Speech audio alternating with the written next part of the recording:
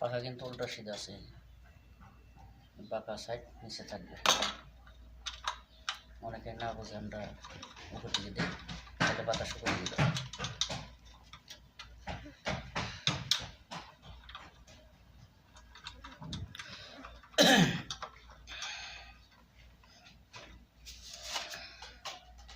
এটার একটা, এটা 3 পাখা, এটা সৌদি আরবে ঘোড়ার ঘর, এটা এইখানে ঘোড়া বলে সৌদি।